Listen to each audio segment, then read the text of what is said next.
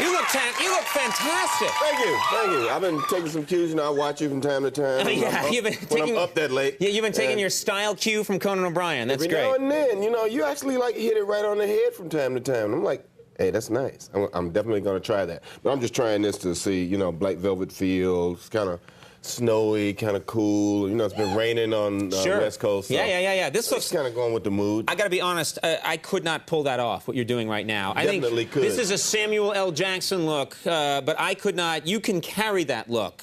I can carry the suit and the Crazy Bob's big boy hair. Were I to wear that, I would be quickly arrested for some reason. I don't know. I guarantee you would not. You would look even taller than you look. You would be like, he can do this, right? Yeah. Come on. Put the jacket on. I'll put the jacket on. All right. We'll just take the microphone. Make sure. Oh yeah. Hold that microphone right there. Yeah. Let me try it right now. Yeah. Oh yeah. Wow.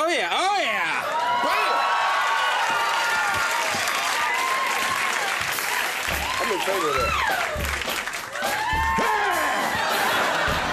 This is very. digging you like that, This is very nice. This is very nice. I'm going to go for it sometime. I think you should do. You might want to boil that now. I'm just telling you. Now You I don't put want this to on know. eBay and say Conan wore it. It's gonna be good. You wore it. I think that's gonna. Well, if both of Let's us get our had- priorities straight. Well, Yeah. both of us had Conan wore it. Yeah, now whatever. we can- And Samuel L. Jackson. We can make some dough now. Yeah. Now- I was listening to those news things, man. That's like kind of interesting the way you pull that off. What's like the strangest news article you actually ever read in the paper? Oh, the strangest one? Yeah. Oh God, there's so many weird ones. I was on location once in this place, and picked up the newspaper one morning, and I read about this lady's cow she found dead. She the found next what? morning. She found her cow dead. Found her cow dead. In the pasture, and she called the sheriff because she said the cow had been hitting the head or something, and she wanted the sheriff to run an autopsy on her cow. And the sheriff was like, no. She's like, I insist that you run an autopsy on my cow. They did, right? They find 5 different sperm samples in this cow. Don't cut to me after that story. I don't like the way that was edited right there. 5 different sperm samples in the cow. Wang!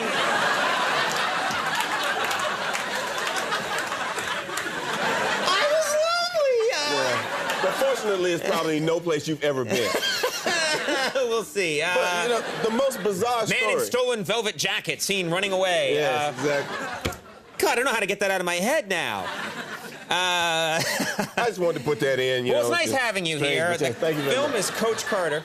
All right, I want to ask you something. Let's get off. Now I'm back at the cow again. I want to ask you something that involves the great outdoors. Okay. We needed a transition. Golf. Golf is a passion of yours. Still, yes, totally. You love golf. You play golf all the time, and you love nothing more than playing other celebrities and whipping their ass. Yes, that's my joy. Okay. Yeah. For example, I understand you just played Kenny G. I played right? in the Tiger Woods Target Golf Challenge, and Kenny G was one of the participants. Quickly, let's just see a photo of Kenny G and hear his wonderful music. You don't look anything like that on the golf course. Yeah. Okay, that's enough. That was twice as much as I wanted. What happened when you played Kenny G? Can he play? Kenny's actually a very good golfer. He's a scratch golfer now. And his only weakness is he can't take trash talk. So when I play him, I talk to him constantly. Right. And I'm constantly teasing him about his swing or saying he can't hit the ball as far as I can. Or Right. I guarantee you're going to miss this putt. And he'll generally miss it because he gets irritated. Right. So, so you won? I generally win when I play Kenny. Okay, and then recently you played Hootie from Hootie and the Blowfish. Darius Rucker. Darius Rucker. Okay. And how did that go?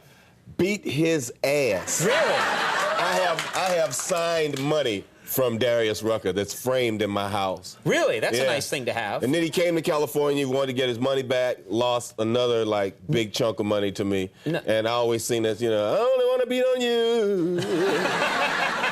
Now, who's next? Who are you going to play next? I actually play an interesting threesome on Tuesdays and Wednesdays with me, Jim Brown, Sugar Ray Leonard, that's cool, and game. Johnny Gill. Right.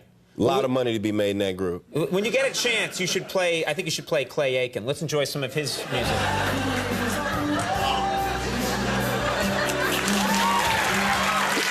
I just wanted to see another picture. Looks like he's got a lethal swing.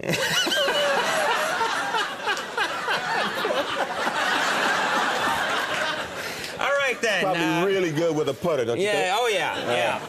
Now, about this, everyone settle down or I'm coming up there. That's right, we're gonna take some DNA samples and send Hey, them now to wait a the space minute.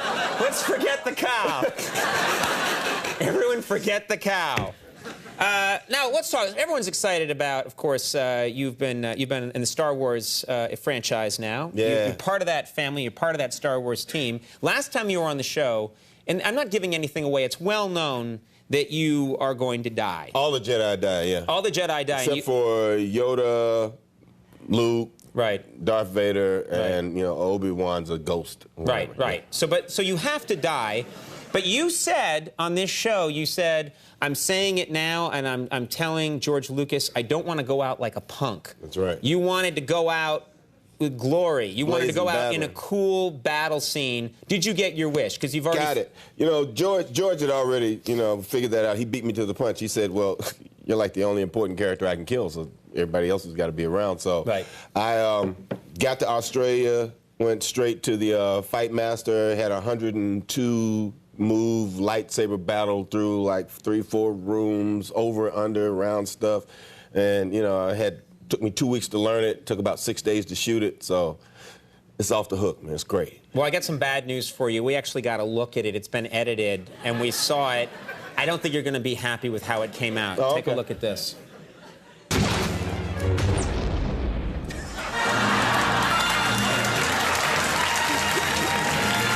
Pretty much. The assassin. Yeah, I would get hit with some sniper. Yeah.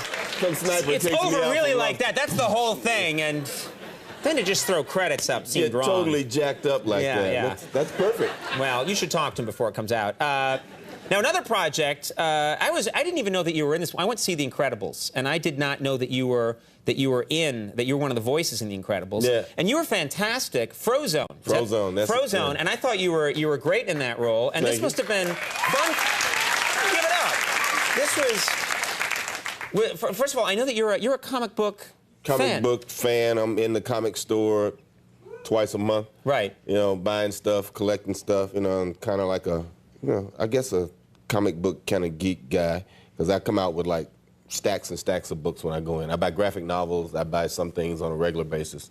When I was a kid, I was a big comic collector. And when I went to college, my mom threw all my comics out, original things. The same thing happened to my brother. My brother had like, Superman #1, or he didn't have that, but he had like a lot of comic books that would be worth something, and then, someone just threw them out. I don't think it was my mom, but my guy was Silver Surfer.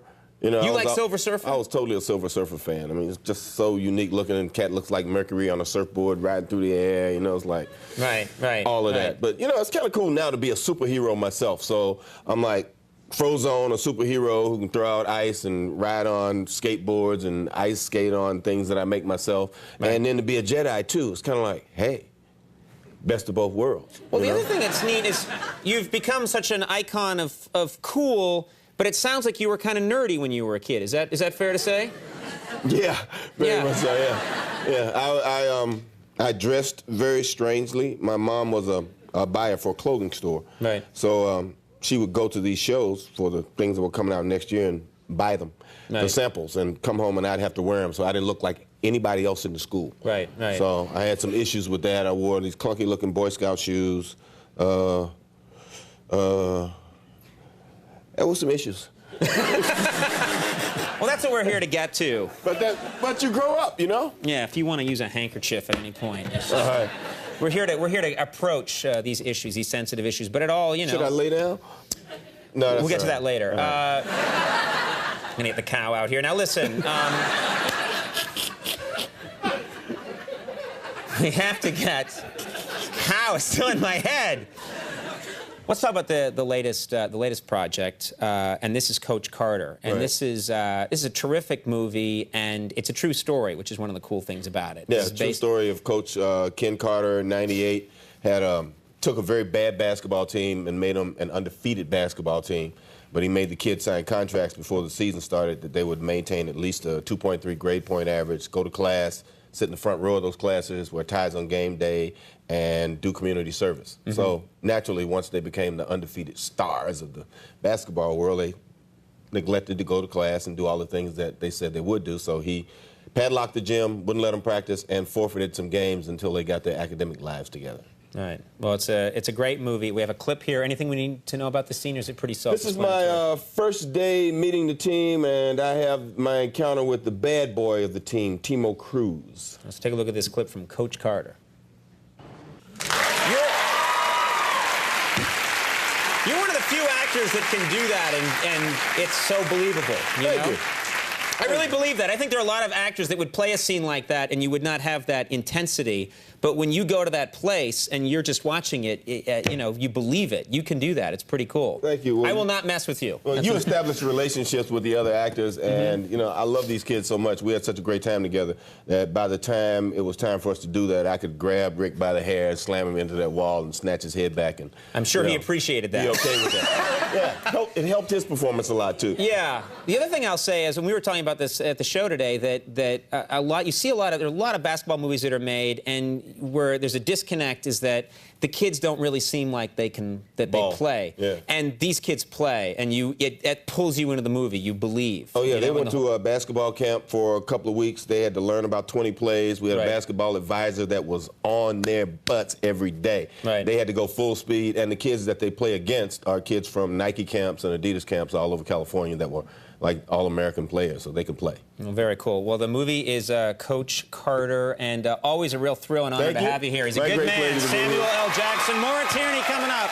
We'll be right back. Stick